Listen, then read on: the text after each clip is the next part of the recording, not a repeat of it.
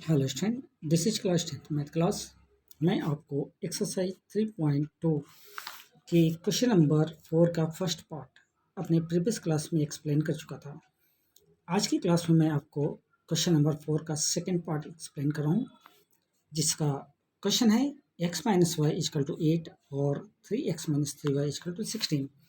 तो जब हम इसे सॉल्व करते हैं तो हम देखते हैं for x minus y is equal to 8 and 3x minus 3y is equal to 16।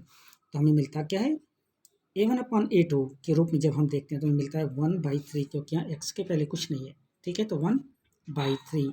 b1/b2 भी मिलता है 1/3 और c1/c2 जब मैं देखता हूँ तो हमें मिलता है 8/16, क्योंकि यहाँ पर 8 है और यहाँ 16 है, जो कि वैल्यू बनती है 1/2। तो हम ये पाते हैं कि a1/a2 is equal to b1/b2 but not equal to c1/c2। तो जब ये कंडीशन अप्लाई होती है तो हम इसके पहले भी कह चुके हैं कि जब a1/a2 b1/b2 के इक्वल होता है लेकिन c1/c2 नॉट इक्वल होता है, तो वहाँ जो लाइन बनती है वो पैरेलल लाइन होती है। और जहाँ पर पैरेलल लाइन होती है तो आप ये जानते हैं कि वो किसी भी पॉइंट पर इंटरसेक्ट नहीं करती।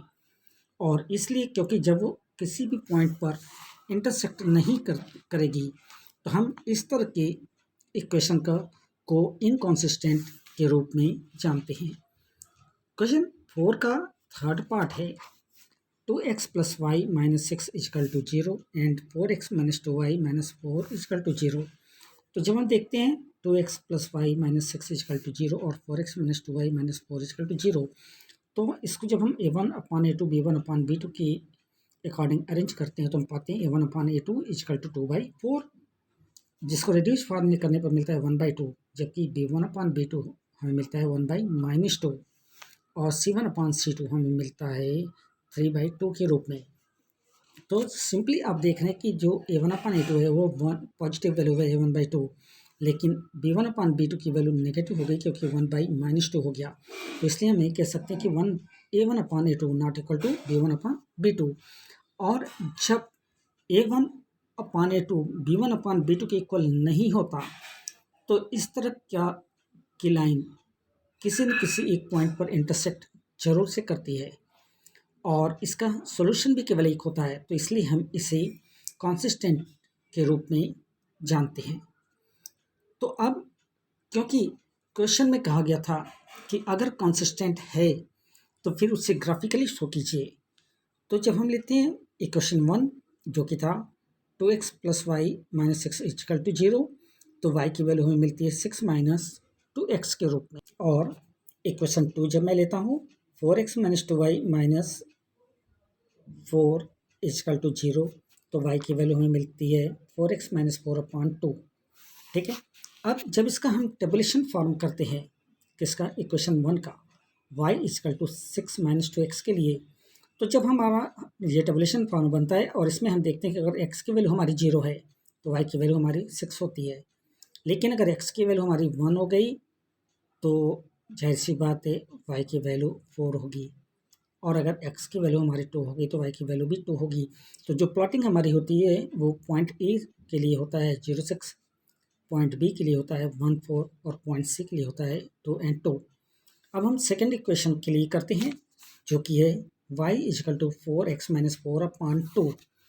तो इसे जब हम टेबुलेशन फॉर्म में कन्वर्ट करते हैं तो हम पाते हैं कि अगर x की वैल्यू 1 है तो y की वैल्यू 0 होती है, लेकिन अगर x की वैल्यू 2 हो गई तो y की वैल्यू भी 2 होगी। अब अगर x की वैल्यू 3 हो गई तो y की वैल्यू 4 होती है।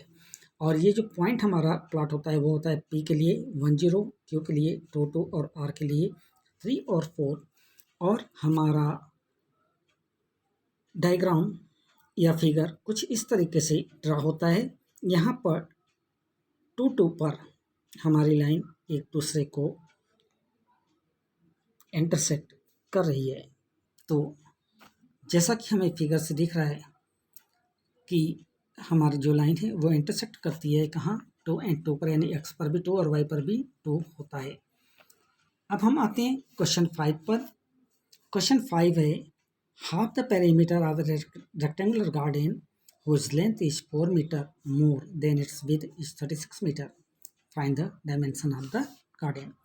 तो अगर हम विड्थ को मान लेते हैं x और l को मान लेते हैं यानी लेंथ को मान लेते हैं y, तो हमारा जो इक्वेशन बनता है अकॉर्डिंग टू क्वेश्चन वो बनता है y minus x is equal to 4 और y plus x is equal to 36। तो ये हमारे इक्वेशन 1 और इक्वेशन 2 हो गए। तो अब हम जब इक्वेशन 1 के लिए देखते हैं कि y की वैल्यू, तो y minus x is equal to 4 दिया गया है, तो y की वैल्यू क्या होगी, x प्लस 4 हो जाएगा। और इक्वेशन 2 हमारा y plus x is equal to 36, ये सिमिलर ही रह जाता है। तो अब हम इक्वेशन 1 के लिए जो टेबुलेशन करते हैं यानी y is equal to x plus 4 के लिए, वो टेबुलेशन हमारा कुछ ऐसा होता है। जब हम x की वैल्यू 0 लेते हैं तो y की वैल्यू 4 होती है, x की वैल्यू अगर हम 8 लेते हैं तो y की वैल्यू 12 होती है, और x की वैल्यू अगर हमारी 12 होती है तो y की वैल्यू 16 हो गई। और जो हमारी प्लॉटिंग होगी वो होगी a के लिए 0 4, b के लिए 8 12 और c के लिए 12 और 16 के रूप में। जब हम इक्वेशन 2 के लिए प्लॉटिंग करते हैं, टेबुलेशन फॉर्म करते हैं जो कि है y plus x is equal to 36, तो हम देखते हैं कि अगर x की वैल्यू 24 है तो y की वैल्यू 12 हो गई, अगर x की वैल्यू 20 तो y की वैल्यू 16 हो गई। अब अगर x की वैल्यू 16 हो गई तो y की वैल्यू 20 हो गई, यानी रिवर्स हो गया। तो जो पॉइंट हमारा फॉर्म करेगा वो होगा p के लिए 24 और 12, q के लिए 20 एंड 16 और r के लिए 16 और 20। और इमेज जो हमारा ड्रा करेगा वो कुछ इस तरह से हमारा इमेज ड्रा करेगा, ठीक है, जो कि एक दूसरे को इंटरसेक्ट कर रहा है 16 और 20 पर। तो हम इस फिगर के अकॉर्डिंग ये कह सकते हैं कि जो इंटरसेक्टिंग पॉइंट है वो क्योंकि 16 और 20 है, तो लेंथ और विड्थ कितना होगा, लेंथ हो जाता है 20 मीटर और विड्थ होता है 16 मीटर। इसका आंसर है एक्सरसाइज 3.2 का ही क्वेश्चन नंबर 6 है। Given the linear equation 2x minus 3y minus 8 is equal to 0, write another linear equation in two variables such that the geometrically representation of the pair so far each। तो पहला कैसे बनना चाहिए, intersecting line के रूप में होना चाहिए। तो इंटरसेक्टिंग लाइन का जो आप जानते हैं आइडेंटिटी वो होती है कि a1 upon a2 not equal to b1 upon b2। तो हम इसलिए जब सेकंड इक्वेशन हम फॉर्म करेंगे तो हम फर्स्ट इक्वेशन के अकॉर्डिंग ये ध्यान रख के करेंगे कि हमारा a1 a2 b1 b2 के इक्वल नहीं होना चाहिए, और इसलिए मैंने जो सेकंड इक्वेशन फॉर्म किया वो हुआ 2x plus 4y minus 6 is equal to 0।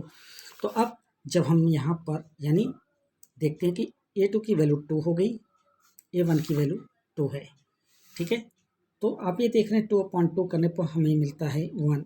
b1 upon b2 जब मैं देखता हूँ तो b1 है 3 और यहाँ पर b2 है 4, तो 3/4। तो सिंपली हमें ये क्लियर हो गया कि a1 upon a2 not equal to b1 upon b2, और इसलिए ये इंटरसेक्टिंग लाइन की क्राइटेरिया को कंप्लीट करता है। दूसरा जो पेयर फॉर्म करना है वो है पैरेलल लाइन के लिए, और पैरेलल लाइन के लिए आप आइडेंटिटी जानते हैं कि a1 upon e2 equal to b1 upon b2 but not equal to c1 upon c2। तो जो सेकंड इक्वेशन हमें फॉर्म करना होगा वो ध्यान रख के करना होगा कि हमारा a1 a2 b1 b2 के तो इक्वल हो, लेकिन c1 और c2 के इक्वल नहीं होना चाहिए। इसलिए मैंने जो सेकंड इक्वेशन फॉर्म किया वो है 4x plus 6y minus 8 equal to 0। तो अब अगर हम a1 अपॉन a2 के अकॉर्डिंग देखते हैं तो हमारी वैल्यू बनती है 2/4, रिड्यूस फॉर्म में मिलता है 1/2। जब हम b1 अपॉन b2 की बात करते हैं तो हमें वैल्यू मिलती है 3/6 जो कि रिड्यूस फॉर्म में होता है 1/2। और जब हम c1 अपॉन c2 की बात करते हैं तो हमें मिलता है -8 और -8, जिसको काटने पर मिल जाता है 1। तो जाहिर सी बात है कि a1 upon a2 is equal to b1 upon b2 but not equal to c1 upon c2। तो ये हमारा पैरेलल लाइन फॉर्म हो जाता है। अब जो तीसरी कंडीशन कही गई है वो है कोइंसिडेंट लाइन। तो हमें ये ध्यान देना होता है कोइंसिडेंट के लिए जो क्राइटेरिया कही गई है वो है कि a1 upon a2 is equal to b1 upon b2 is equal to c1 upon c2।